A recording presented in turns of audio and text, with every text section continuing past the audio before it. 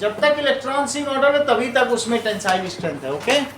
और अगर मान लीजिए वो किसी और से कंबाइन कर गया ऑक्सीजन तो कोरोजन हो गया, वो कोरोडेड हो गया, ओके। तो metal combine with oxygen to form oxide, metal plus oxygen से क्या होगा, इस गिव्स अस मेटल ऑक्साइड। अब देखो, जब हम लोगों ने देखा था लीबे बकनॉफ,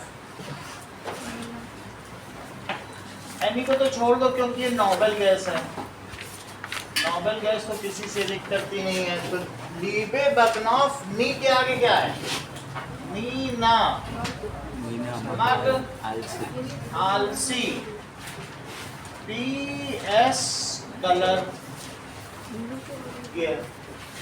ये हमारे फर्स्ट ग्रुप के मेटल है। ये कौन सा है, सेकंड ग्रुप के। फिर उसके बाद 13, 14, 15, 16, 17 और 18 ग्रुप का है। हमें इन्हीं सब की केमिस्ट्री पे फोकस करना है। बाकी जो और भी है थर्ड ग्रुप से 12 ग्रुप तक की केमिस्ट्री वो 11th में आएगी। ये जो बीच के है ना सब ट्रांजिशन मेटल्स, उनसे हमें ज़्यादा लेना देना नहीं है, ठीक है। चलो, उनको क्यों नहीं लेने देना वो बता रहा हूँ, क्योंकि जो Fe है ना वो वेरिएबल वैलेंसी करता है। FeO, Fe2O3, Fe3O4, क्या वो बीच में आता है, चेक करो। Fe आ रहा है, किस में आ रहा है, 26, दैट इज Fe किस में आ रहा है, 8th में। यही हाल कॉपर का भी है, CuO, Cu2O। तो ये जो बीच वाले हैं ना, ये परिवर्तित संयोजकता प्रदर्शित करते हैं। These are showing variable valencies, hence they will be studied later on in higher classes. We are only studying with the simple substance with fixed valence. हम किनके ऊपर ध्यान दे रहे हैं, सिंपल सब्सटेंस, वो 1, 2 में आते हैं और 13 से लेकर 16, 18 तक आते हैं, सही।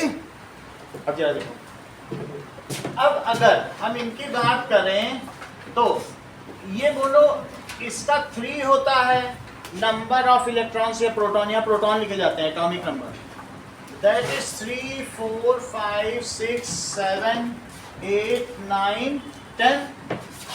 फिर कैसे लिखा जाएगा, 11, 12, 13, 14, 15, 16, 17 और 18। इसको हटा दो, क्यों, क्योंकि ये तो नोबल गैसेज हैं। तो नोबल गैस अभी हमें नहीं पढ़ना है क्योंकि वो किसी से रिएक्ट ही नहीं करती। हमको इनके बारे में देखना है, इनके इलेक्ट्रॉनिक कॉन्फ़िगरेशन के बेसिस पर इनके ऑक्साइड्स का फार्मूला लिखना है। तो पहले इनका कॉन्फ़िगरेशन लिखो सबका। ये पीरियड 2 है और ये कौन सा पीरियड है, पीरियड 3, क्योंकि इसके 2 सेल्स ऑक्युपाइड है और इसके कितने सेल्स ऑक्युपाइड, 3। तो देख लो आप 3 में आए हैं ये सब। जैसे हमने 3 में Na है ना, NaMgL ये सब किस में आए, 3 में। इसका लिखो, इसका कॉन्फ़िगरेशन लिखो, इलेक्ट्रॉनिक कॉन्फ़िगरेशन क्या होगा, क्या 2, 1, 2, 2, इसका देखो 2, 3, फर्स्ट ऑर्बिट में 2, फर्स्ट शेल में 2, बाकी सेकंड में।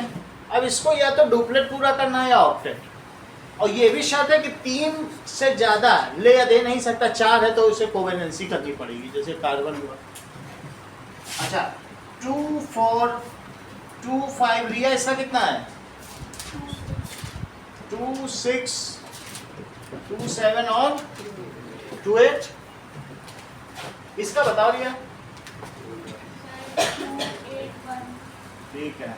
इलेक्ट्रॉनिक कॉन्फ़िगरेशन, वैसे तो ये प्रोटॉन के नंबर है लेकिन यही इलेक्ट्रॉन भी होंगे, जितने प्रोटॉन उतने ही इलेक्ट्रॉन।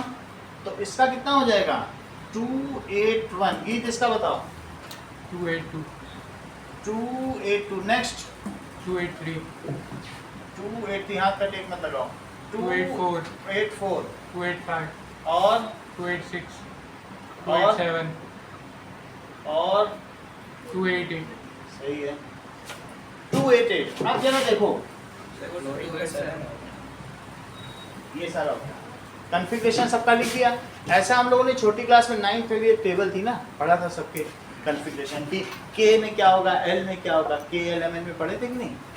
अब इनके बेसिस पर आप इनकी वैलेंसी बताओ। वैलेंसी अर्चिता, इसकी वैलेंसी बताओ। 1 2 3 4 3 अच्छा बता रहे हो। जब इसका 5 है तो ये 3 ले लेगा दूसरे से और अपना ऑक्टेट पूरा कर लेगा। तो ये 3 हो गया, ये 2 क्योंकि 6 है तो ये 2 ले लेगा। 7 है तो 1 ले लेगा, इसकी 0। सर जो मतलब m जो है वो 5 दे भी तो सकता है। 5 दिया नहीं जा सकता है और बस ये लेगा। 4 से ज़्यादा लेन देन नहीं होता है। जो शेयरिंग होती है बहुत एक्सट्रीम केस है, 9th की बुक में लिखा है, वो 1-2 केस है, बहुत एक्सट्रीम केस है। हम उन पे नहीं जा रहे हैं एक्सेप्शंस पर, जो बहुत जनरल हैं जैसे NH3 NF3 उन पे जा रहे हैं, ठीक है कि नहीं। उनको पहले सीख ले, बाद में एक्सेप्शन भी सीख लेंगे।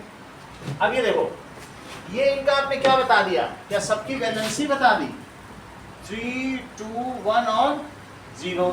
इसमें भी देखें ना, नैतिक इनकी भी वैलेंसी बताओ जरा।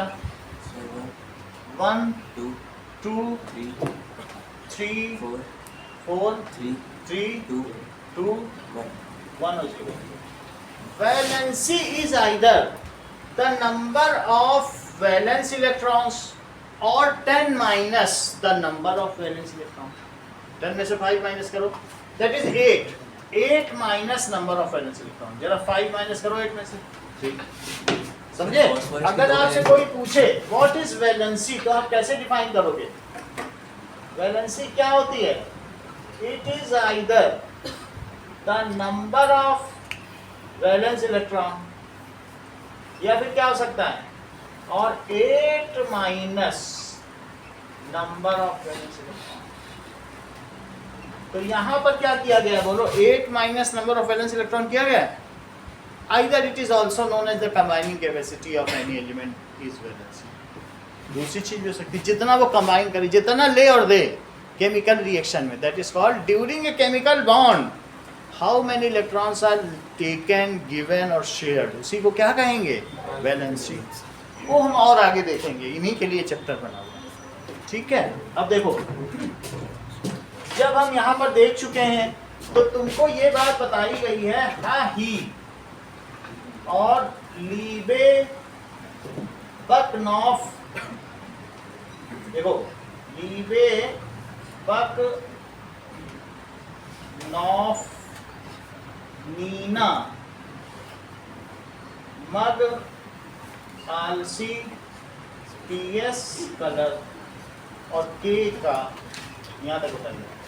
इसमें अलग अलग ग्रुप है, 1 2 13 14 15 16 17 18। अब देखो यहां से तुम्हारे मेटलॉइड शुरू होते हैं। अब इसके आगे जाएगा बसीजियास्ती को, ऐसे चलेगा कि नहीं, फिर आगे जहां पर भी जाएगा इसके नीचे आर्सेनिक आएगा और वो भी। इसके इधर कौन है, मेटल, इसके इधर कौन से हैं, नॉन मेटल्स। जो फर्स्ट ग्रुप का है, द फर्स्ट ग्रुप एलिमेंट्स को तो सिर्फ एक ही देना है, these are most reactive metals. First group कैसे हैं बताओ, मोस्ट रिएक्टिव। उससे कम रिएक्टिव कौन है, सेकंड ग्रुप में। 2 देने में मुश्किल है ना। फिर से समझो, अगर मैं तुमसे कहूं कि सोडियम में से 1 इलेक्ट्रॉन जरा निकाल लो, ये 1 इलेक्ट्रॉन निकालो, इस 1 इलेक्ट्रॉन को निकालने में 76 किलो जूल की एनर्जी चाहिए, सही है। अब कैल्शियम था, कैल्शियम में तुमने 1 इलेक्ट्रॉन निकाल लिया, 2 थे, कितने थे बोलो, 2 में तुमसे कहा चलो तुम पहले निकलो, इसको निकालने में 76 किलो जूल चाहिए थी, सही है। अब ये निकल गया, निकलने के बाद क्या इसका चार्ज बचेगा बताओ, क्या 1 प्लस का आ जाएगा। अब जब तुम इसको दूसरे वाले को खींच रहे हो तो दूसरे वाले को खींचते जैसे ही इलेक्ट्रॉन तुमने यहाँ हटाया तो क्या इस पे 2 प्लस के आ गए। बताओ 2 प्लस के अगेंस्ट में खींचना क्या आसान काम होता है, नहीं काम होता है।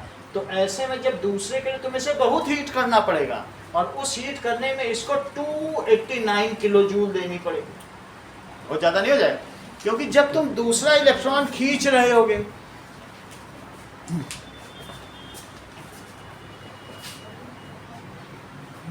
ना। अब देखो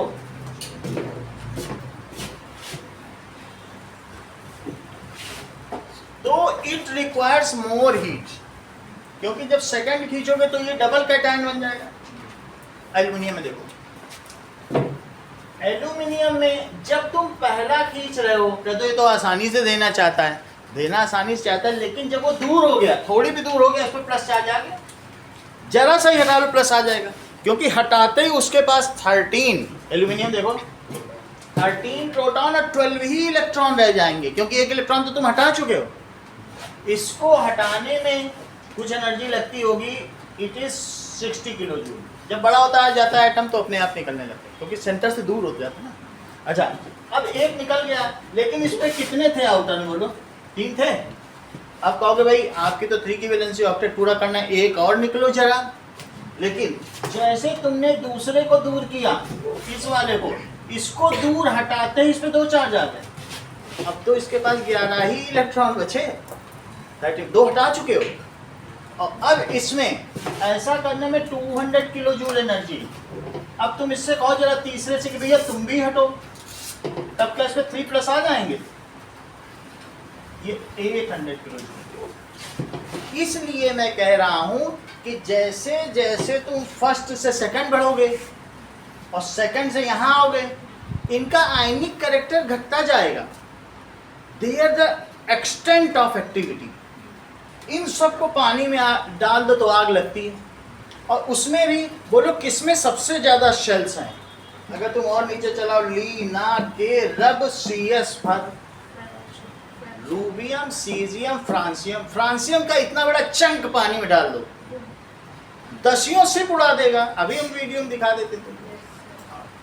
सुनो इस बात को। तो दीज आर मोस्ट रिएक्टिव। क्यों? क्योंकि इन्हें एक ही इलेक्ट्रॉन देना है ना। 3 निकालने में जरा जोड़ डालो, कितनी एनर्जी चाहिए, कम थोड़ी ना, बहुत ज्यादा एनर्जी चाहिए, है कि नहीं। आप एक इलेक्ट्रोस्टैटिक फोर्स के अगेंस्ट में निकाल रहे हो ना। सो एज द मेटल्स, इसको कहते हैं, इसको क्या कहेंगे, ये these are most reactive alkali metal. ये क्या है? Alkali metal. एल्कली का मतलब कुछ नहीं है, एल्कलाइन है, OH आयन दे दे। सोडियम, पोटेशियम, ये OH आयन देते हैं कि नहीं पानी में। पहले K2O Na2O बनाएंगे और पानी डाल दो तो NaOH बनाना, वो सब हम देख लेंगे, ऐसा ही करते हैं। तो ये सबसे रिएक्टिव हो गए, उससे कम रिएक्टिव भी हैं। ऐसा ही हाल इनका भी है। यहाँ देखो, जिनको एक लेना है आसानी से ले लेंगे। अब आप इससे ऑक्सीजन को 2 चाहिए, एक ले चुका है, अब एक और दोगे, निगेटिव पे एक और डालोगे, लेगा क्या? बात समझ आएगी नहीं?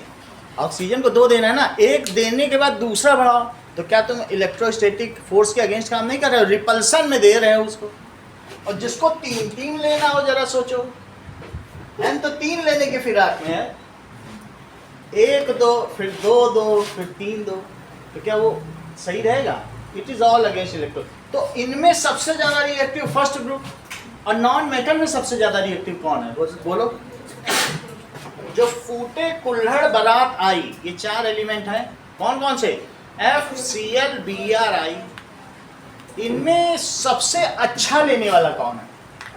फ्लोरीन। क्यों? क्योंकि उसके सबसे छोटे सेल हैं, उसमें बहुत सारे इलेक्ट्रॉन नहीं है कि इलेक्ट्रॉन भगाएं, 1-2 ही सेल हैं, हट से आ जाए। क्लोरीन में तीसरे सेल में आएगा, वो उतने मजे में नहीं लेगा। तो सबसे इलेक्ट्रोनिगेटिव कौन है? विच इज द हाईएस्ट एक्टेंट, सबसे अच्छा एक्सेप्टर कौन है? और सबसे अच्छा डोनर कौन है? इसमें 7 सेल, 7 सेल की भीड़ है, वो आखिरी इलेक्ट्रॉन, वो ऐसे ही उसको भगा देंगे। इलेक्ट्रॉन तो भगाते हैं ना, अंदर होगा सेल के, तो उसको थोड़ा सेंटर से अट्रैक्शन रहेगा, मोह रहेगा। लेकिन जो 7th सेल में बैठा है वो अंदर 2, 8, 18, 32, फिर 18, फिर 8, इतने की भीड़ के बाद कहाँ सेंटर दिखाई पड़ेगा? 10-5 किलो जूल निकाल देता। तो सबसे तेज कौन है बोलो? अगर मैं कहूँ मोस्ट रिएक्टिव मेटल कौन सा? फ्रांसियम।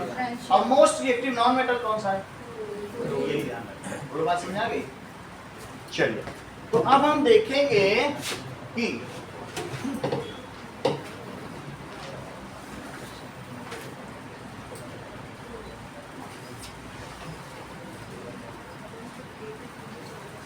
चलो नाउ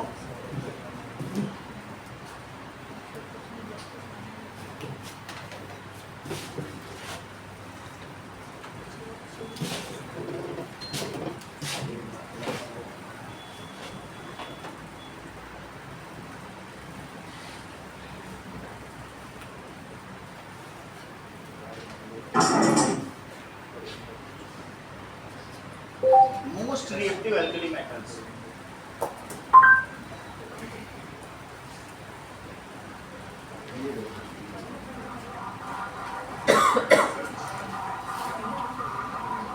सबसे पहले वहां से देखो, ऊपर से नीचे चलेंगे।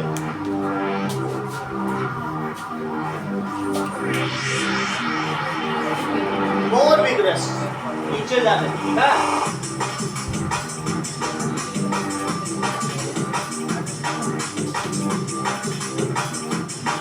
पानी में डाल दिया, आग लग गई।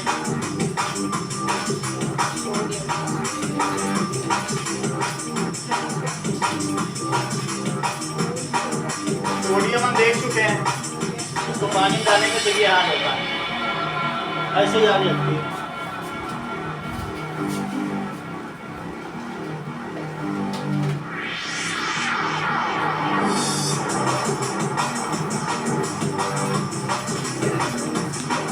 अगर इसका बड़ा पीस डाल दिया जाए पानी में तो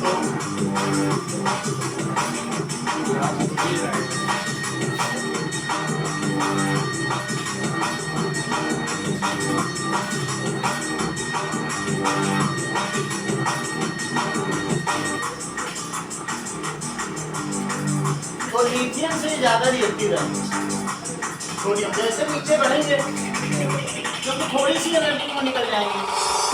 ये देखो पानी में डाल दिया सोडियम को, आग लग गई।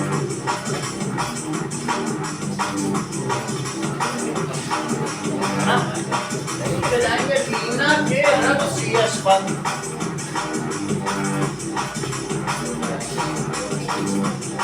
ये देखो अब पोटेशियम पे आ गया।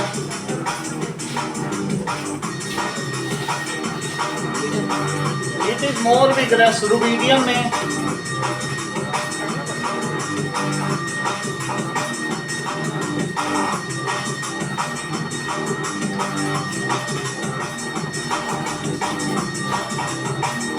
सीजियम और ज्यादा खतरनाक है।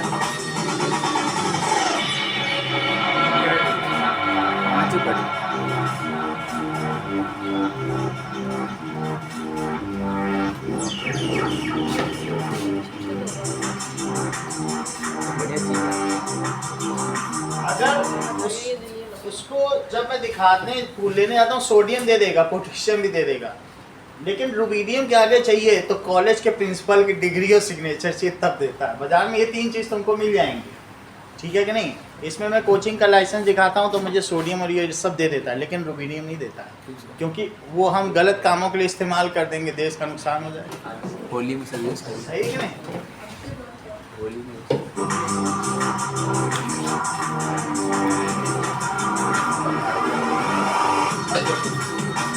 सीजियम पता ना होगा। अब फ्रांसियम है। अब आप देखो कितना ये विग्रस है। सिट के पीछे अगर इसको फेंका जाए कितना ज्यादा ये खतरनाक है। देख रहे हैं? तो मेरा कहने का मतलब है अगर में टेंडेंसी देखनी है तो क्या देखी जा सकती है बताइए कि द फर्स्ट ग्रुप एलिमेंट्स ये कैसे होते हैं। These are, इतनी तो तुमको बात समझ में आ गई अलग अलग ग्रुप में। तो सबसे रिएक्टिव कौन से हैं बोलो। First group elements are most reactive, followed by second group, followed by 13th group. ये तीनों मेटल है। 13th ग्रुप में सबसे ऊपर वाला ये मेटलॉइड है। इतनी तेजी से पकड़े बैठा है 3 को, देना ही नहीं चाहता है। देखो जितने कोर में है ना ये निकाल ही नहीं पा रहे, सेंटर के जितने पास उतना पास पकड़ जाता ना, ये मेटलॉइड बन गया। ये क्या करेगा, कोवेलेंसी। बात समझ आ गई। अब जरा देखो यहां भी क्या ऑक्साइड लिखना शुरू करो, जरा लिखो फार्मूला ऑफ ऑक्साइड, क्योंकि हम लोग ऑक्साइड पढ़ रहे हैं। Formula of oxide. अब 1 इलेक्ट्रॉन दे रहा है, बोलो अमन जरा क्या बनाएगा। Na भी लिखो और O भी लिखो, ऐसे कॉपी में कर करके देखो। 1 2 इसका 2 है, इसको उसमें लगाओ, उसको उसमें सारे फार्मूले बना लो, यानी कि 1 है ना। तो कैसे बनाओगे बोलो जरा। Na2O, अंशुप्रिया मैग्नीशियम का जरा देखो, ऐसे ही बनाना। Mg का कैसे लिखोगे 2 और O का भी 2 बना लो, बोलो MgO। तीसरे का बनाओ Al2O3, इसका बनाओ SiO2। ये बालू है जैसलमेर की, 99.9% प्योर बालू यही है। सिलिकॉन डाइऑक्साइड क्या है, जो ये सैंड। फास्फोरस सुजैन,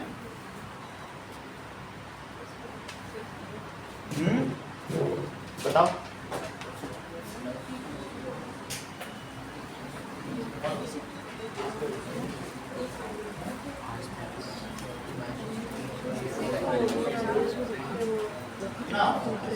अब देखो फास्फोरस, तो फास्फोरस की 3 की वैलेंसी है, तो P इसकी 3 की और O की 2 की, ठीक है। तो P2O3 है, लेकिन कई बार इनमें कोवैलेंसी करता है, ये P2O5 बना देता है। जैसे अभी कृष्णु ने बोला था, तो इसमें क्या बनता है P2O5, और इसमें भी डाई नाइट्रोजन पेंटाऑक्साइड क्या बनाता है, ये 5 की वैलेंसी करता है। ओके, आगे की क्लास में पता चलेगा 5 की भी लेता है, ये भी N2O5। तो इसका क्या बनाएगा बताओ, P2, इसका बताओ SO2 जानते हो, SO3 जानते हो, वो तो बनता ही है, तो SO3 बनेगा। और इससे क्या बनेगा, जो भी बनता हो Cl2O7 है, उसे हम लास्ट में देखेंगे, Cl2O7 बनता है आगे और देखेंगे। लेकिन अब इसमें देखो, मेरा कहने का मतलब है कि ये और ये भी है, ये 3 किसके ऑक्साइड्स हैं, नॉन मेटल ऑक्साइड्स। SiO2 किसका ऑक्साइड है,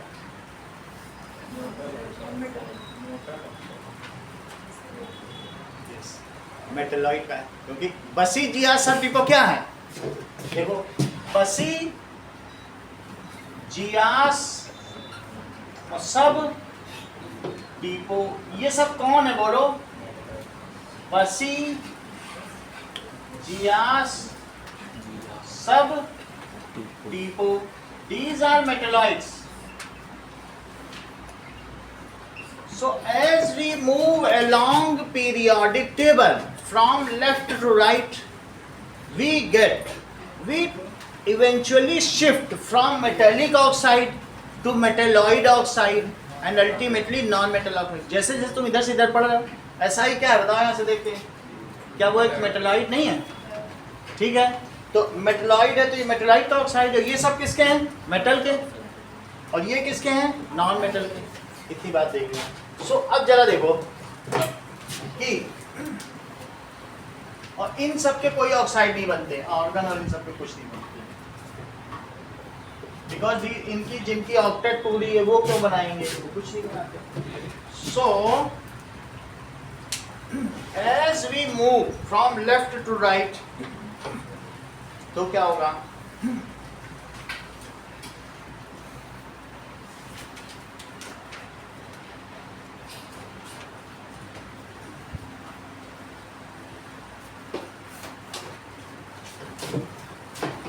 देखो इस बात को, as we move from left to right, ये पीरियोडिक टेबल, इस चीज को पीरियोडिक टेबल कहा जाता है, ठीक है।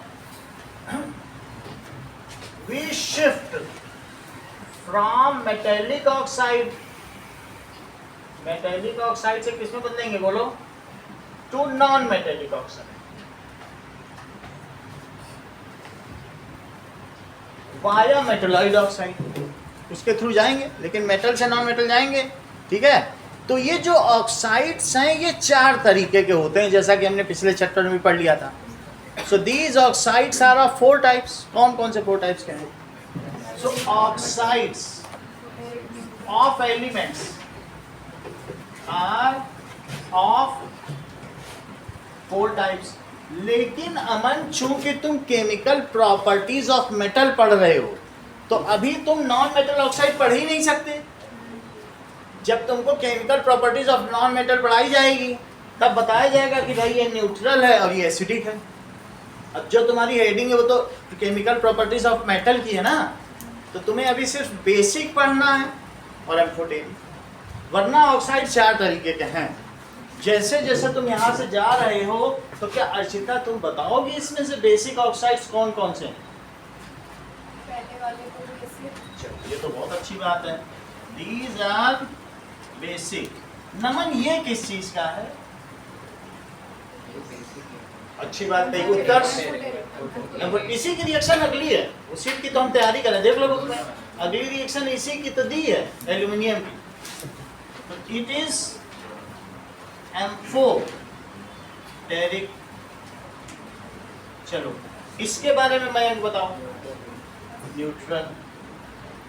और इसके आगे वाले सही है, तो these are acidic.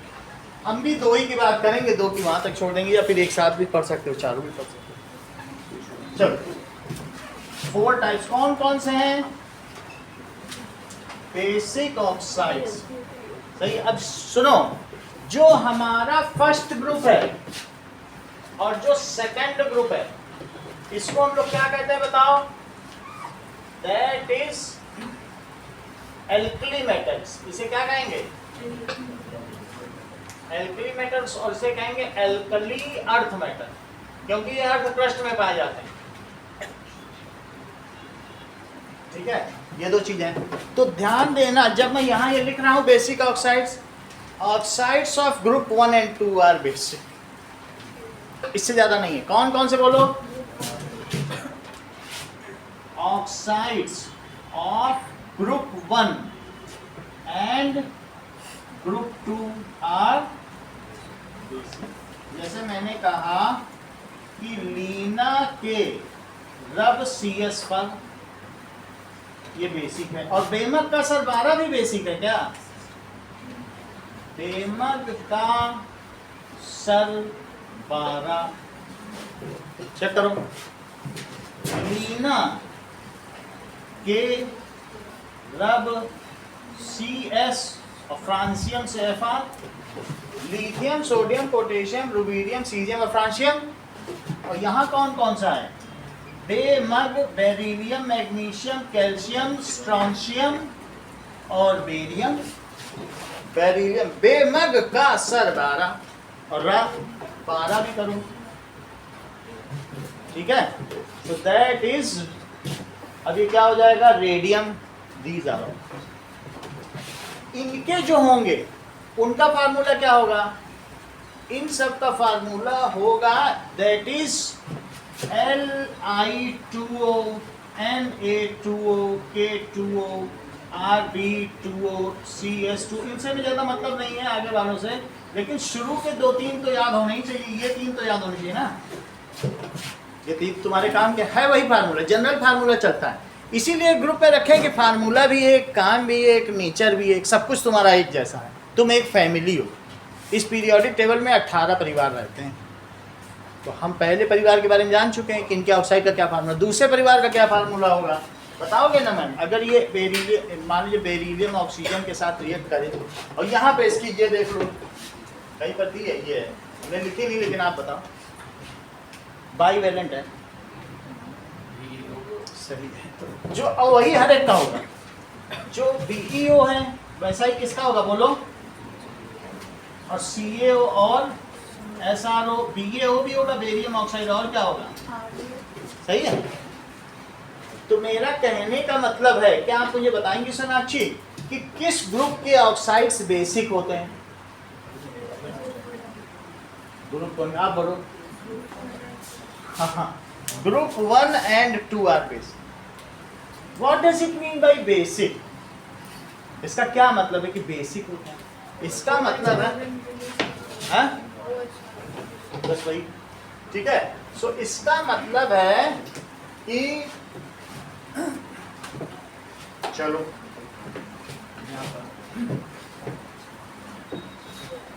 These are basic. Basic का मतलब समझो, Basic oxides are those which release OH ion in water. ठीक है, अब जरा देखो, ये बेसिक ऑक्साइड्स, पहले ऑक्साइड लो, ये ऑक्साइड है, अगर ये बेसिक होगा तो क्या पानी में OH दे देगा? चेक करें, अगर दे देगा तब हम बेसिक बोलेंगे, अभी नहीं बोलेंगे।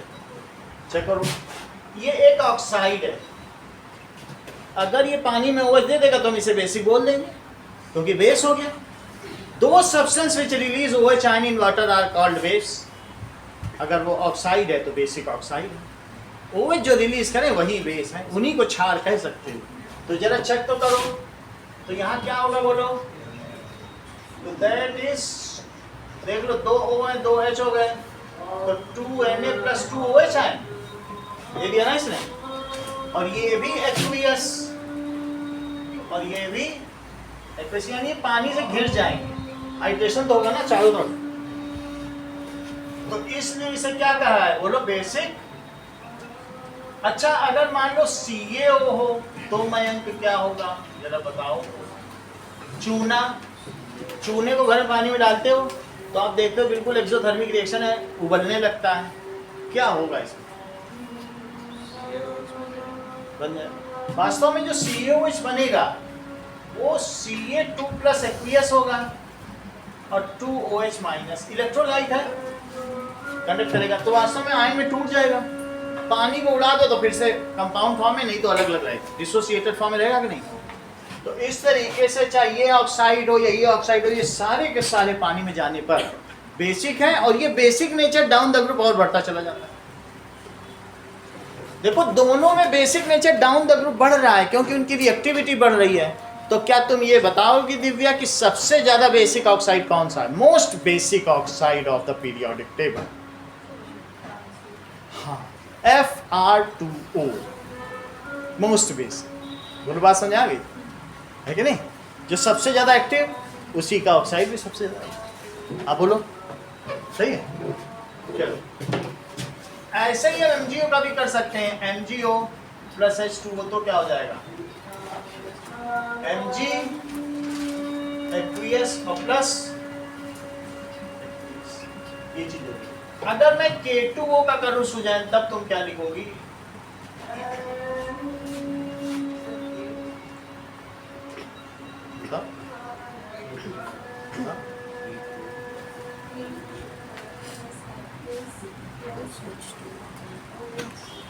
तो 2K + Aqueous 2OH- Aqueous, कहने का मतलब है ये K2O है, ठीक है, और अगर इसमें वाटर आ गया, पहले 2 K मिलकर एक O को 2 इलेक्ट्रॉन दे रहे थे, लेकिन अब इनके पास क्या आ गया?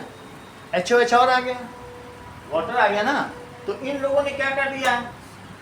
HOH के आ जाने पे ये इससे कंबाइन कर गया, ये अलग हो गया, तो डिस्ट्रीब्यूशन हो गया, ये इससे हट गया तो इस पे भी तो माइनस आ गया। उतना हम अभी नहीं देखेंगे, लेकिन तुम आप जोड़ के देख लो, जोड़ने से यही आ रहा है, KOH और KOH, वही चीज नहीं बन रही? 2KOH हो रहा है कि नहीं? तुमको ऐसे नहीं समझ में आता है तो तुम ऐसे लिख लो 2KOH और फिर वाटर, ये समझ में, तुम जोड़ के देखो 2K 2O2H है ऐसा। अगर तुम्हें ये नहीं समझ में आ रहा है तो MgOH होल ट्वाइस लिख लो, अब तो समझ में आया। देखो, एक Mg और OH 2, तो और बस समझ आई। अब फिर इसको कैसे लिख लो? वाटर, लेकिन अल्टीमेटली रिएक्शन तुम्हें यही लिखनी है। और इसे क्या लिखना होगा? अब इसे क्या लिख सकते हैं बोलो? वाटर डालने पे वाटर तो डाला ही था, लेकिन रिएक्शन को मैसे लिखना है, तो क्या लिखेंगे बोलो? 2K + Aqueous और 2OH- Aqueous। समझ में आ गई बात? ये सब यहाँ पर भी ऐसे लिख सकते हैं, क्या लिख देंगे बोलो? CaOH होल ट्वाइस, और वाटर में क्या हो जाएगा बताओ? तुम बताती नहीं हो, आप बोलो। Heat,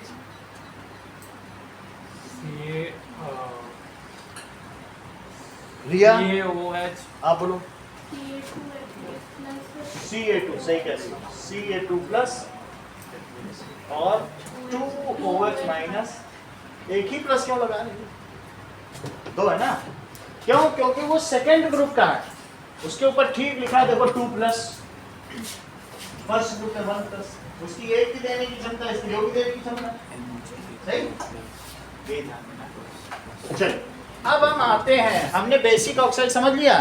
those oxide which release OH ion in water are known as basic oxide. अब एम्फोटेरिक पर आओ, अगली रिएक्शन देखो उसी में दिए हुए, वही जो मेटल ऑक्साइड की पहली प्रॉपर्टी निकालो,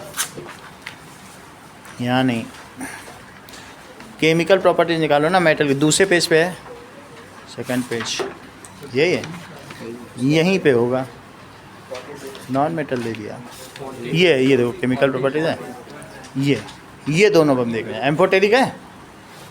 चलो नाउ एम्फोटेरिक ऑक्साइड,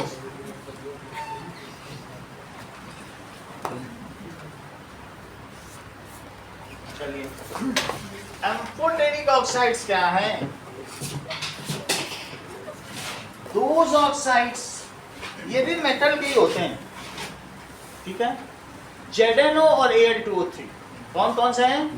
ZnO और Al2O3, दोज ऑक्साइड्स, देखो दोज मेटल ऑक्साइड्स विच, ठीक है, reacts with acid and base both are called amphoteric oxide, are called amphoteric। Amphi का मतलब बहुत होता है, एम्फी, कहीं पर एम्फी लगाओ, एम्फीबियन, मेढक को क्या कहते हैं? जो पानी में भी चल ले, एम्फीबियन बोलते हैं कि नहीं? तो जो दोनों में चल ले उसको बोलते हैं। तो अब जरा देखो इसके एग्जांपल्स, नैतिक इसके दो एग्जांपल बताओ। और Al2O3 और एल्यूमिना या Al2O3 और ZnO, Zn बाईवैलेंट है, Zn की कितनी की वैलेंसी होती है? 2 की, और O की भी 2 की, तो Zn हो जाएगा। चलो तो दैट इज, अब Al2O3 का देखो, जब इसको एसिड में डाला जाए तो ये बेस की तरह रिएक्ट करेगा और बिल्कुल न्यूट्रलाइजेशन रिएक्शन दे। न्यूट्रलाइजेशन रिएक्शन में क्या होता है? एक सॉल्ट बनेगा, एक वाटर। तो जब मैंने इसे एसिड में डाला तो ये खुद कैसा बिहेव कर रहा है?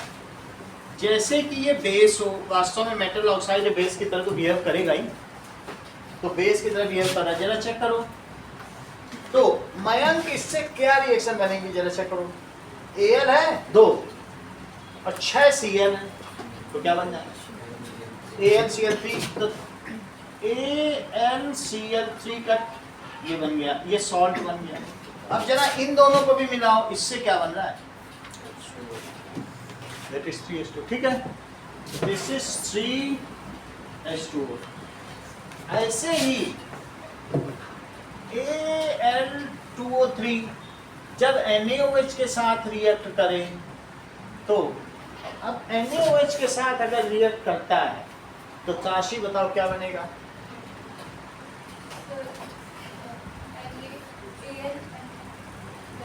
ये ठीक बता रहे, जी आप भी बताओ। नहीं सर, 3 सही बता दिया, आप बोलो। सर Al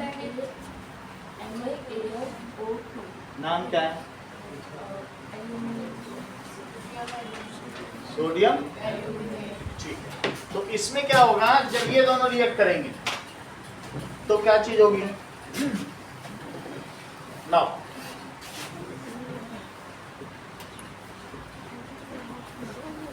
सोडियम की एक देने की कैपेसिटी है और एल्यूमिनियम कितना दे सकता है? 3। और ऑक्सीजन देखो, अगर मैं 2 ऑक्सीजन ले लूं तो क्या इन लोगों ने जो 4 दिए, इन लोगों ने 4 ले लिए क्या? 2 दोनों को चाहिए ना, इन्होंने 4 दिए, इसने 4 ले लिया, तो क्या ये बॉन्ड बन जाएगा? इसकी +4 और इसमें 4-, तो क्या बनेगा बोलो? NaAlO2, सही है। लिखने का क्रम होगा ऐसे, मोस्ट रिएक्टिव, लेस रिएक्टिव, फिर नॉन मेटल। सबसे पहले मेटल और नॉन मेटल। मेटल में भी जो सबसे ज्यादा रिएक्टिव है वो सबसे पहले। तो क्या हो गया बोलो? NaAlO2 सोडियम एल्यूमिनेट प्लस क्या हो जाएगा, और चेक करो, H2O। चेक करो इसकी वैलेंसी पूरी है क्या? वैलेंसी तो अभी पूरी रखी नहीं है, करिए क्या? 2Na2Al O2, तो 4 O ये हो गए और एक ऐसे, सही है? तो ये न्यूट्रलाइजेशन रिएक्शन हो गया। अब देखो, now right formula of oxide of period 3 element. Period 3 के एलिमेंट्स यही हैं, इन सबको सीरियली आपको 8 फार्मूले लिखने हैं, समझ आया? दैट इज मीना मग आलसी पीएस कलर, मीना मग आलसी पीएस कलर वाला, यानी आपका पीरियड 3। एक काम तो ये करो, दूसरी also recognize which of them are basic, which are amphoteric, which are neutral and which are acidic. Also recognize their nature. वास्तव में इसका क्या नेचर है, न्यूट्रल, और इसका क्या नेचर है, ठीक है? Also recognize nature of them. Second, define basic oxide and 4 chemical reactions related to it. Define basic oxides and write 4 chemical reactions related to it.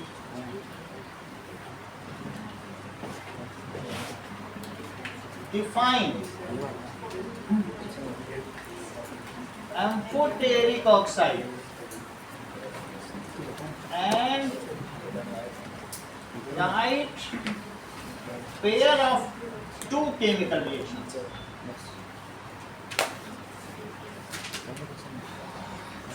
Taking 2 examples. Check करो, अभी मैंने एक ही बताई है, एक और बताने जा रहा हूँ। अभी मैंने सिर्फ Al2O3 की बताई है, लेकिन नैतिक ने ZNO भी बोला था, तो वो भी हमें सीखनी होगी। सो सेकंड क्या है, लेट अस राइट ZNO को भी, ये तो तुम्हें पहले से भी पता है कि ये 2 है ना, तो इन दोनों को सीख लें। चलिए, सो नेक्स्ट रिएक्शन जो इसकी हो सकती है वो कौन सी है? ये पानी में ही जब डाले जाते हैं तो आग लग जाती है। दिव्या, आग क्यों लग जाती है? अभिषेक आप बताओ, ये ठीक बताओ। जैसा कि इन्होंने बताया कि जब सोडियम को पानी में डाला, ठीक है, तो इसने Na2 बना दिया और H2। When metal reacts with water, तो इसमें एक तरीके की डिस्प्लेसमेंट रिएक्शन हो गई। इसने कहा हाइड्रोजन से तुम हट जाओ, हम तुमसे ज्यादा अच्छे हैं, हम देंगे, ऑक्सीजन लेगा। बात समझ आई? और जैसे इसको डिस्प्लेसमेंट किया, क्या इससे हीट निकली और उस हीट से ये हाइड्रोजन में आग लग गई। हाइड्रोजन एक फ्यूल है ना, हाइड्रोजन क्या, और ये कौन सी रिएक्शन है? Displacement reaction. तो क्वेश्चन बहुत तरीके से पूछा जाता है कि how sodium and potassium catches fire, they displace hydrogen from water and form their own oxide. The hydrogen displaced, ठीक है, catches fire as it is extremely exothermic reaction. चूंकि ये अत्यधिक उष्माक्षेपी अभिक्रिया है, इसलिए निष्कासित हुई ऑक्सीजन हाइड्रोजन इसमें आग पकड़ लेती है। इस समझ में आ गई बात की नहीं? तो इस चीज को लिखें। So that is dipping of, या पुटिंग ये द above रिएक्शन ये कैसी है? इस displacement reaction.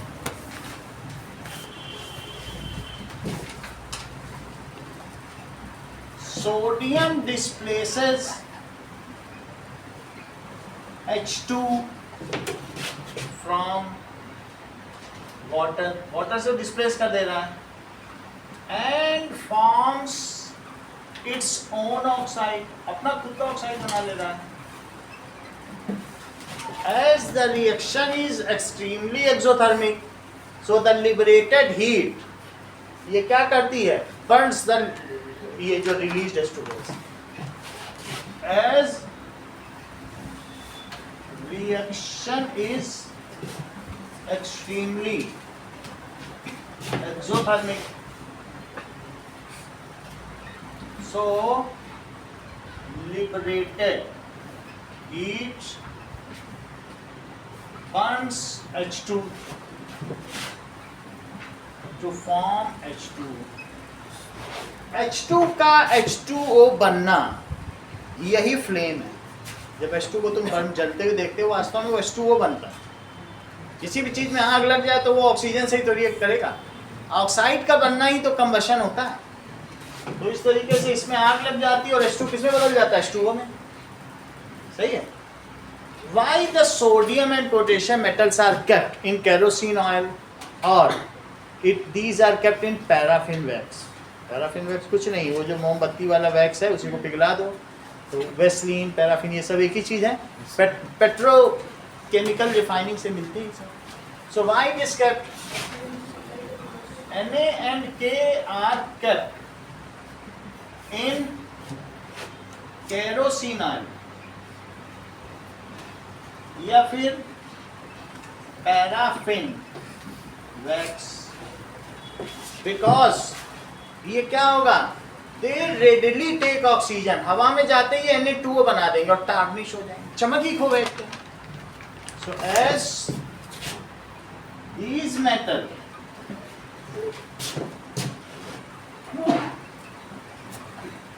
being extremely reactive, अगर तुमसे कोई पूछे कि एक्टिव मेटल्स का ग्रुप कौन सा है, फर्स्ट ग्रुप, उनका नाम क्या है? Active metals. सही है। Active earth metals second group. Now extremely reactive, so oxidise in air, oxidise and get tarnished, चमक ही खो बैठेंगे। Even in excess of moisture, आप पूछो बताओ। Sir, burns H2 to form H2O. हाँ, to form H2, सही है। जब ये जलेगा H2 तो ये H2 क्या बन जाएगा? ये फ्यूल है, H2। अच्छा बताओ, ये अगर मैं ऐसे ही काट दूं तो तुम्हें दिखाते दिखाते ही सोडियम का कलर चला गया था, चमक चली गई। जितनी देर में हमने काटा इनके पास ले गए तभी तक चली गई। तो अब ऐसी स्थिति में and get tarnished even in excess of humidity, हवा में बहुत ज़्यादा नमी हो 88% हाइग्रोस्कोपिक हो, ऐसी स्थिति में उस वो जलने भी लग सकता है। ठीक है कि नहीं? So it is kept immerse in kerosene oil to make it pure. So it is kept in immersed in K oil. Even there is a chance that it comes in contact with water, catches flame and hazardous, maybe lethal to laboratory. क्या पता वहाँ रखे रखे पानी गिर जाए उस पर। इससे अच्छा डिब्बे में डालकर रखो ना केरोसिन, पानी के संपर्क में ही नहीं आएगा। ऐसे अगर तुमने पैरों इससे भी निकाला ना, केरोसिन ऑयल से या पैराफिन ऑयल से, मैं सीधा पानी में डालूंगा कुछ नहीं होता, उसको कपड़े से पोंछना पड़ता है, उसका पैराफिन वैक्स हटाना पड़ता है, तब पानी में रिएक्ट करता है। तो ऐसे में अगर ये गिर गया, पानी इसके ऊपर आ गया, तो चूंकि चारों तरफ तेल लगा हुआ है तो क्या पानी इसका कुछ बिगाड़ पाएगा? सो इसलिए एक और चीज़ लिख सकते हैं, if it accidentally catches fire if it accidentally comes in contact with water. It may be lethal or hazardous. ठीक है? Hence, this is also the case. To eliminate such possibility, it is better to keep it immersed in Kilsana. Even if traces of water, पानी के सिर्फ कण भी इसके पास आ जाए, comes in contact of these active metals,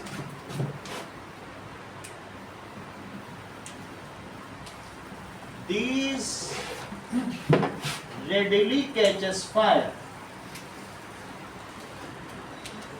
ये 2 number का question आता है, ठीक है? To eliminate such possibility, it is better to keep it immersed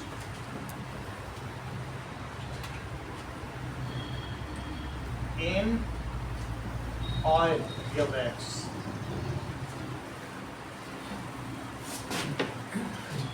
चलो, जैसा हमने बताया कि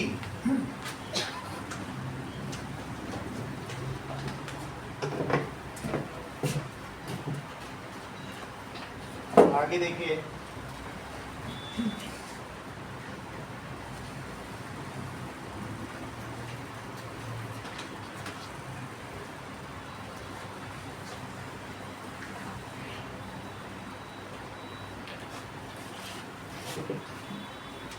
ओके, कुछ मेटल ऐसे हैं, लिकबा सरनाका मगल मंजन,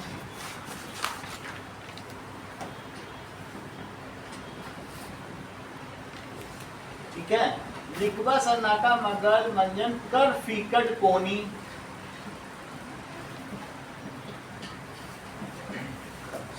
सन पी अकुआई तो पे गाग बर्तोपट कलाओ, पे गाग बर्तोपट कलाओ.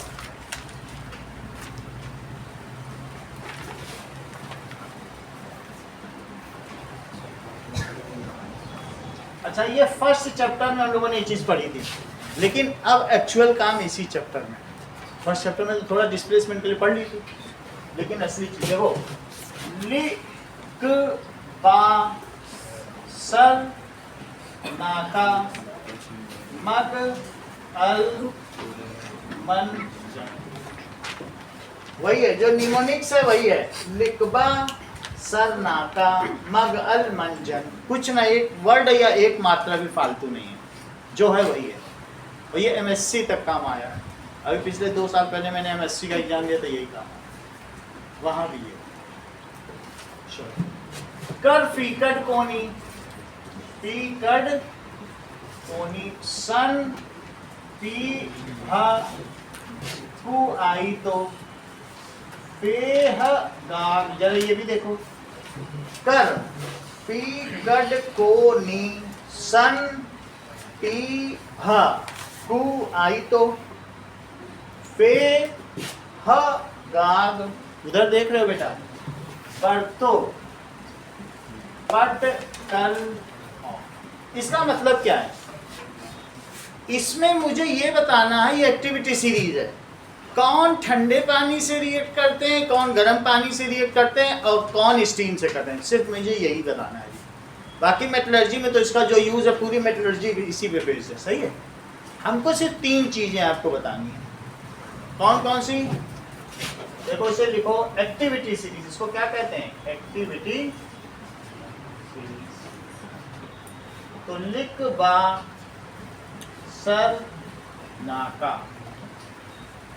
मग अल मन जन कर पी कड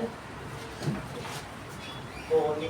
ध्यान दीजिए, यहां से यहां तक कैल्शियम को भी ठंडे पानी में डाल दो, फेल हो जाएगा. खूब बॉइल्ड होने का रिएक्ट करने लगे। अभी वही करना है कि अभी तुम लोगों को स्कूल में पढ़ाया जाता ना कि कैल्शियम को ठंडे पानी में डालने पर ये ऊपर क्यों आ जाता है जबकि भारी है। क्वेश्चन पूछा जाता ना स्कूल में बार बार, तो वो यही है। अभी हम लोग सीख लेंगे। पानी में डाला ऊपर आ गया। तो इतने किससे रिएक्ट करते हैं? These are the active metals. Mostly तो देखो फर्स्ट ग्रुप के ही हैं और सेकंड ग्रुप के भी हैं। सेकंड ग्रुप में कौन कौन से हैं? बेरियम और कैल्शियम। सेकंड में नीचे वाले, हमने बताया था नीचे बढ़ने पे एक्टिविटी बढ़ती, ऊपर थोड़ी ना बढ़ती। फर्स्ट के सारे और सेकंड के नीचे वाले, सही है कि नहीं? अब फर्स्ट में फ्रांसियम नहीं दिया क्योंकि वो बहुत खतरनाक है, उसको केमिस्ट्री लैब में ले जाओगे तो ब्लास्ट हो जाएगा, वो सब नहीं दिए गए। सिर्फ जो फिजिबल है, जिनसे तुम रिएक्ट कर सकते हो, जो तुम्हारे काम में आते हैं, जो इंडस्ट्रियल यूज है, वही सब तो दिए जाएंगे। ऐसे फालतू की चीज़ें नहीं दी हैं इसमें, सही है? तो आप जरा देखो ये किससे रिएक्ट करते हैं? बोलो अंशु, प्रिया, अभी बताया। Riya, reacts with cold water, reacts with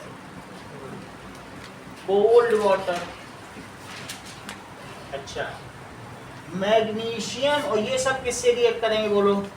these react with hot water, reacts with hot water.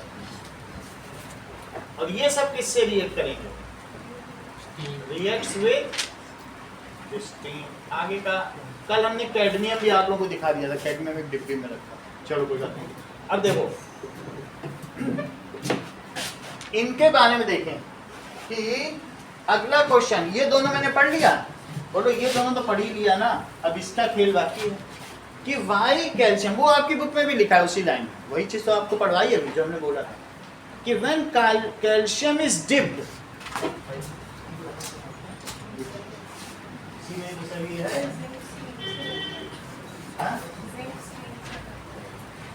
Zinc steam से लिखा। अभी देखो नेट में मैं देख लेता हूँ, एक minute.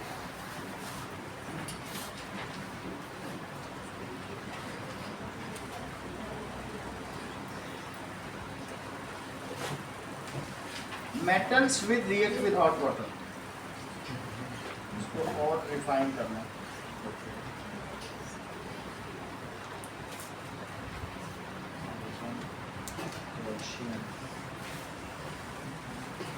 Zinc reacts with steam और हॉट वाटर।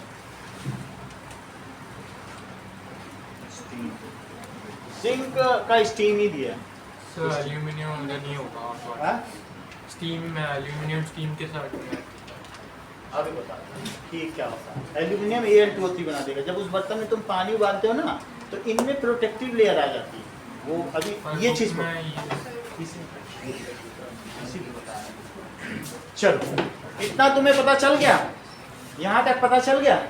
अब आगे देखो, अगला क्वेश्चन क्या है?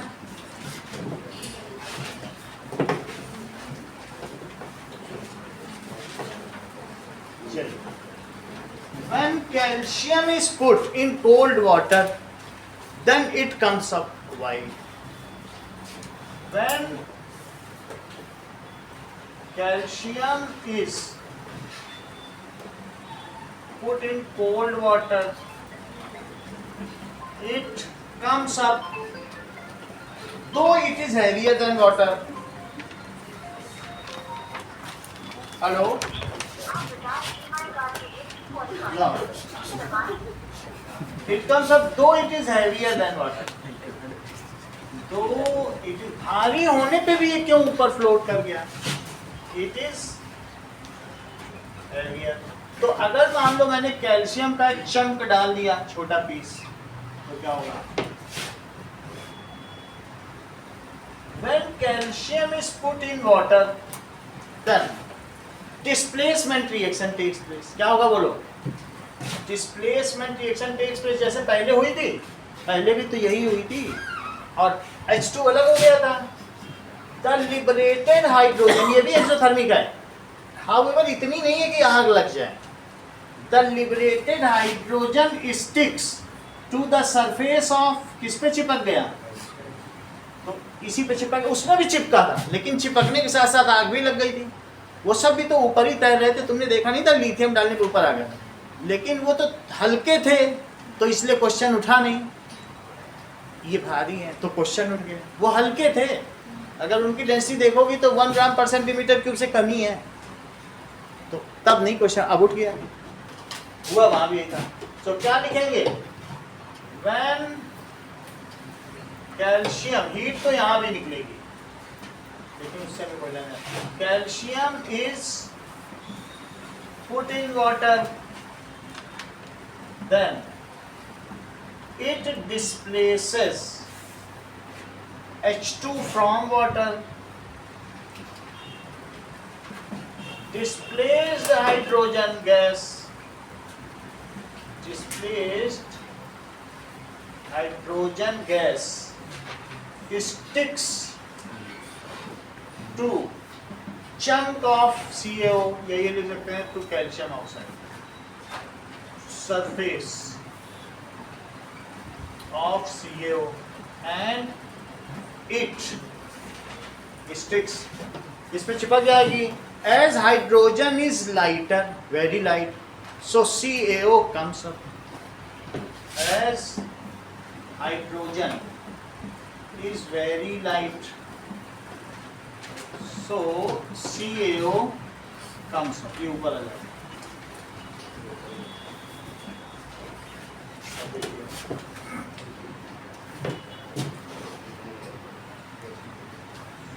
क्वेश्चन पूछा जा रहा है, if magnesium and aluminium filing, इस पे आग लगाई जाए, आयरन के बहुत छोटे छोटे टुकड़े ले लो, उसमें आग लगाओ, तो बोलो मैग्नीशियम और आयरन में आग लगेगी कि आयरन में, मैग्नीशियम और एल्यूमिनियम में लगेगी कि आयरन में?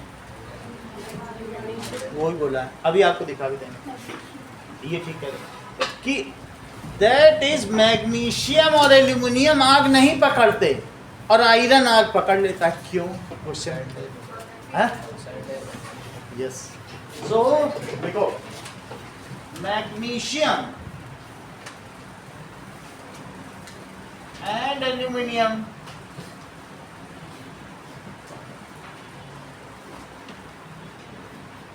पाउडर, इसके पाउडर भी आते हैं, अगर आप अमेजन में जाओगे तो इसके पाउडर्स मिल जाएंगे, उसमें आग लगा के देखो।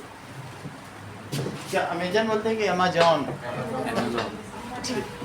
ना, जो हिंदी के लोग के बुक्स है उसमें अमेजन के जंगलों में यही पढ़ा है। अब हिंदी इंग्लिश में लोग बहुत होते हैं, उसमें लिखना चाहिए प्रॉपर। ठीक है, now magnesium and aluminium powder do not catch fire, however iron powder catches fire.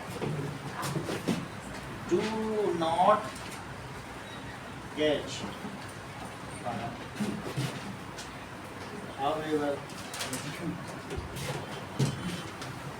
जो एरिस्टोटल है, तुम लोग उसे एरिस्टोटल बोलते हो, हम लोग हिंदी बुक में अरस्तु लिखा रहता है, सोक्रेटिस फिलोसफर थे ना बहुत बड़े।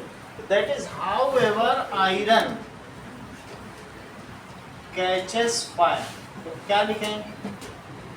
देखिए इनके पाउडर में आग नहीं लगती है, तो magnesium and aluminium form protective layer of oxide which is chemically inert and does not allow it further to get oxidized. Magnesium and aluminum form protective layer of oxide which is chemically inert. इसी वजह से aluminium के बर्तन है Al2O3 के एक layer चढ़ गई, उसको शादी बारात में हिंडालियम के बर्तन यूज किए जाते हैं कि नहीं? कहाँ कुछ होता है, आराम से सालों साल चलते हैं। तो which is chemically inert and does not allow it to get oxidized further. These layers are protective in nature. Protective in nature. So these do not catch fire.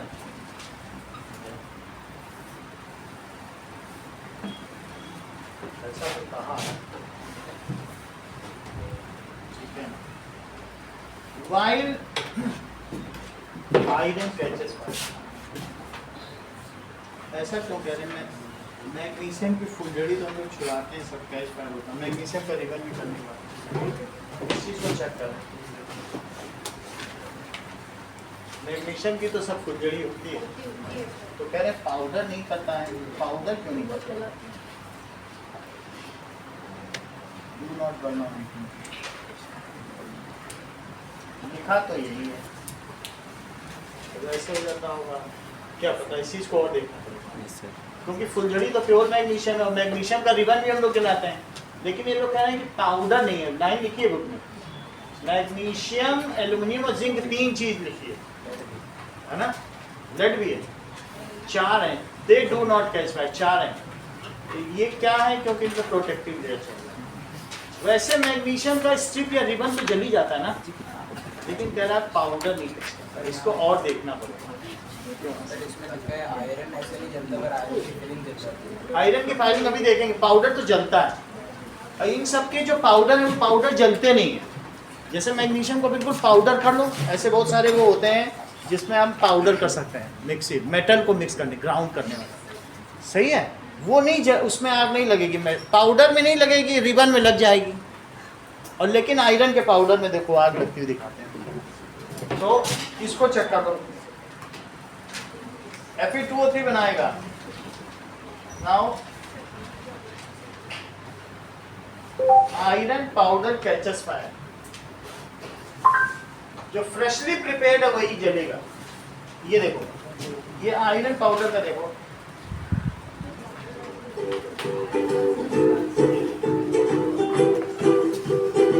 Iron powder,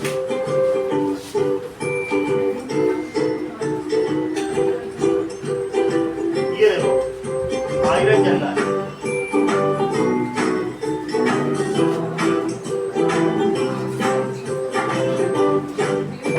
अब और नहीं दिखाएगा, लग रहा है ये आग लग रही कि नहीं? आयरन पाउडर, तो iron, burning of iron powder, ये देख लो, ये देखो,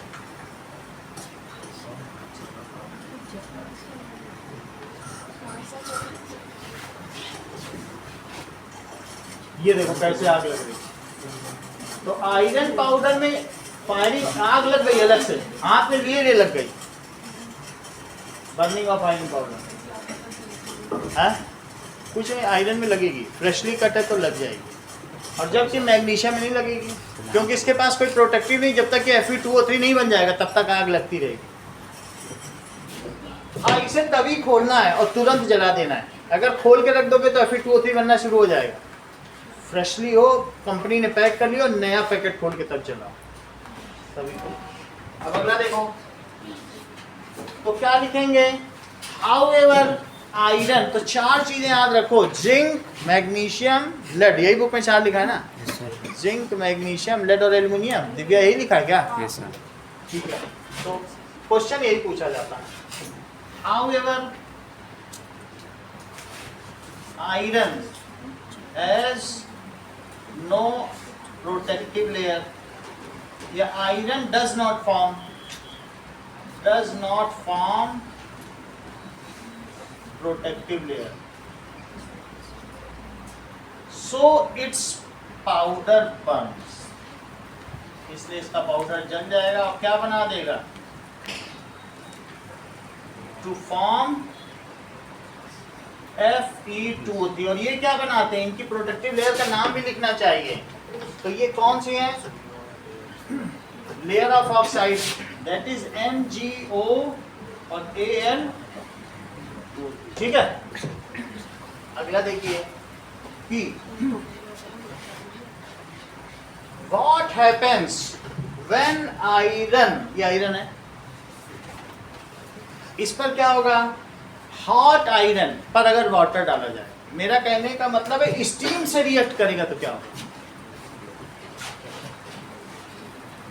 रिया कभी जैसे मम्मी के साथ किचन में जाओ और वो जब तवे में रोटी बना रही हो ना, तुम 2-4 बूंद पानी डाल दो तो क्या होगा? डांट पड़ती क्या? मम्मी का हाथ होगा, मेरा गाल होगा। ये बहुत अच्छा कह रही हैं कि अगर, ये बहुत बड़ी बात इन्होंने कही, देख लो ये चीज इन्होंने कहा कि जहां मैंने पानी डाला है वहां पर Fe3O4 बन गया है। ये इस साइंस की बुक की पहली रिएक्शन, ऐसा बता दे। बहुत बड़ी बात बोली कि Fe3O4 बन जाएगा। सुनिए बात को, H2O गैस में लिया तो क्या होगा बोलो? जब भी तुम डोसा बनाने वालों को देखते हो, क्या वो बिल्कुल गर्म तवे पे पानी डालते हैं? ऐसा करने से उनकी एक एक लेयर घटती जाती है और हर 3 महीने में उन्हें डोसे का तवा बदलना पड़ जाता है, क्योंकि वो एक लेयर ही हटा देते हैं उसमें से। बात समझे? वो डिप्लीट होके पतली हो जाएगी और ज़्यादा पतली हो जाएगी तो फिर तो डोसा नहीं बनेगा, वो जल जाएगा। ठीक है, थिक में बनता है। तो इसका क्या मतलब है? क्वेश्चन पूछा जा रहा है what happens when steam is passed over iron, या ये भी कह सकते हो कि हॉट आयरन पे वाटर डालें। एक ही बात है, हॉट आयरन पे वाटर डालोगे तब भी तो स्टीम ही बनेगी। ठीक है, तो ये पहली बुक की पहली रिएक्शन है, आप चेक कर लेना। सो दैट इज MgO के बाद वाली। So what happens when steam is passed over iron, तो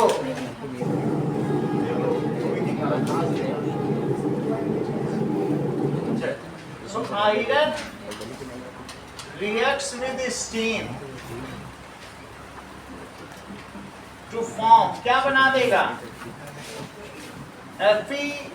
Fe3O4, जिसे मैग्नेटाइट कहते हैं। यही मैग्नेट का भी फार्मूला, इसी को मैग्नेटाइज कर देता है नॉर्थ पोल साउथ पोल, काला पड़ जाता है उनका। उनके डोसे में अगर नॉर्थ साउथ अच्छे से स्ट्रॉन्ग लगा दो, वो एक मैग्नेट ही बन जाए, पूरे तवे को ऐसा बन जाता है। अब देखो, ठीक है, अब ये क्या है? विच अल्टीमेटली वॉश्ड, अगर पानी से रिएक्शन करा दो तो ये क्या हो जाएगा? अल्टीमेटली वॉश्ड हो जाएगा। आपको इतना सब कुछ तो नहीं लिखना, बस ऐसे लिखो। Fe plus H2O gas gives Fe3O4 plus H2। Archita, इस रिएक्शन को बैलेंस करो।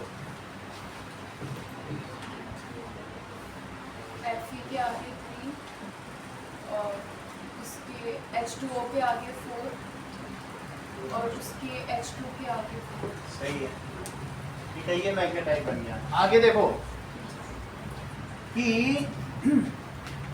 Silver and gold does not react with oxygen at elevated temperature. Finally क्या बता दिया गया है? सिल्वर, इसमें ये जो है ये सब नोबल मेटल्स है, प्लैटिनम, ऑरम, अर्जेंट, ये ठीक है। तो अर्जेंटियम, सिल्वर एंड गोल्ड, इसीलिए तो वो नोबल मेटल्स हैं। Silver and gold does not react with, ये किसी से रिएक्ट नहीं करते, ऑक्सीजन से भी रिएक्ट नहीं करते, ठीक है कि नहीं?